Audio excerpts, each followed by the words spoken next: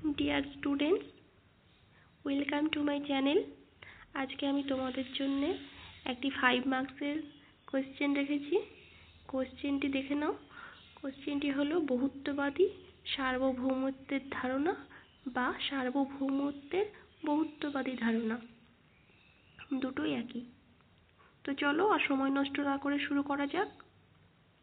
তো প্রথমে আমরা জেনে নেব সার্বভৌমত্ব বলতে কি বুঝি। বহুত্ববাদী সার্বভৌমত্ব হলো একটি রাজনৈতিক তত্ত্ব যা বলে যে সার্বভৌমত্ব কেবল রাষ্ট্রের মধ্যে কেন্দ্রীভূত নয়, বরং সমাজের বিভিন্ন প্রতিষ্ঠান, সংগঠন এবং গোষ্ঠীর মধ্যেও বিস্তৃত। এই মতবাদ রাষ্ট্রের একক ও চূড়ান্ত সার্বভৌমত্বের ধারণার বিরোধিতা করে এবং বলে যে ক্ষমতা বিভিন্ন সামাজিক, রাজনৈতিক এবং অর্থনৈতিক শক্তির মধ্যে বিভক্ত। তারপরে দেখে নেব সার্বভৌমত্বের মূল বৈশিষ্ট্যগুলি কি রয়েছে। 1 নম্বর বৈশিষ্ট্য হলো একক কেন্দ্র নয়। সার্বভৌম ক্ষমতা কেবল রাষ্ট্রের মধ্যে সীমাবদ্ধ নয়, বরং সমাজের বিভিন্ন প্রতিষ্ঠান যেমন ধর্মীয় প্রতিষ্ঠান, বাণিজ্য সংগঠন, শ্রমিক ইউনিয়ন, রাজনৈতিক দল প্রভৃতি শক্তিশালী ভূমিকা পালন করে। 2 নম্বর বৈশিষ্ট্য হচ্ছে আইনের বিকেন্দ্রীকরণ। আইন ও শাসন ব্যবস্থার পূর্ণ নিয়ন্ত্রণ কেবল রাষ্ট্রের হাতে থাকে না, বরং বিভিন্ন সামাজিক গোষ্ঠী ও প্রতিষ্ঠানও নিজেদের নিয়ম ও নীতি নির্ধারণ করতে পারে। 3 নম্বর বৈশিষ্ট্য রয়েছে গণতন্ত্র ও নাগরিক স্বাধীনতা। এই মতবাদ গণতান্ত্রিক নীতি ও নাগরিক অধিকারের ওপর জোর দেয়, যেখানে জনগণ বিভিন্ন প্রতিষ্ঠান ও সংগঠনের মাধ্যমে ক্ষমতা অর্জন ও প্রয়োগ করতে পারে। 4 নম্বর বৈশিষ্ট্য হচ্ছে সংঘবদ্ধ সংস্থার শক্তি। বহুত্ববাদী মতবাদ মতে বিভিন্ন সামাজিক ও রাজনৈতিক সংগঠন রাষ্ট্রের পাশাপাশি জনগণের জীবনে গুরুত্বপূর্ণ ভূমিকা রাখে এবং তারা রাষ্ট্রের ক্ষমতার উপর প্রভাব বিস্তার করতে সক্ষম।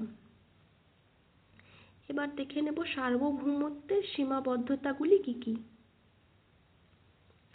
রাষ্ট্রের সার্বভৌমত্ব সীমাহীন নয়, কারণ এটি বিভিন্ন সামাজিক প্রতিষ্ঠান ও আন্তর্জাতিক সংগঠনের সঙ্গে সম্পর্কিত এবং তাদের নীতিগুলোর দ্বারা প্রভাবিত হয়। তারপরের পয়েন্ট রয়েছে বহুত্ববাদী সার্বভৌমত্বের প্রবক্তারা, মানে বহুত্ববাদী সার্বভৌমত্বের প্রবক্তাগুলির নামগুলো দেখে নেব। তো প্রথমেই রয়েছে হ্যারাল্ড জে ল্যাশকি। তিনি কি বলেছেন? তিনি যুক্তি দেন যে আধুনিক রাষ্ট্র একমাত্র সার্বভৌম শক্তি নয়, বরং বিভিন্ন সংগঠন ও সমাজের শক্তিশালী ভূমিকা রাখে। তারপরে আরেকজন প্রবক্তা হচ্ছে গিডিংস এবং ক্রাইস্টার। কি বলেছে দেখে নেব। তারাও রাষ্ট্রের একক সার্বভৌমত্বের বিপক্ষে বহুত্ববাদী মতবাদকে সমর্থন করেছেন। তারপরে সমালোচনা। এবার সার্বভৌমত্বের সমালোচনাগুলি আমরা একটু আলোচনা করি। প্রথমে রয়েছে রাষ্ট্রের কর্তৃত্ব দুর্বল হয়ে যেতে পারে। দ্বিতীয়ত, আইন ও শৃঙ্খলা বজায় রাখা কঠিন হতে পারে। তৃতীয়ত, কিছু ক্ষেত্রে সমাজে বিশৃঙ্খলা সৃষ্টি হতে পারে। তো এই 3টি রয়েছে সার্বভৌমত্বের সমালোচনায়। এই 3টি পয়েন্ট তোমরা লিখে রাখতে পারো। তারপরে এবার দেখে নেব সর্বশেষ পর্যায়ে উপসংহার।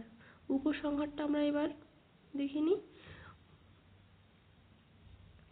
বহুত্ববাদী সার্বভৌমত্বের ধারণা আধুনিক গণতান্ত্রিক সমাজে গুরুত্বপূর্ণ, কারণ এটি জনগণের অধিকার, বিভিন্ন সামাজিক সংগঠনের ভূমিকা এবং বিকেন্দ্রীভূত ক্ষমতার ওপর গুরুত্ব দেয়।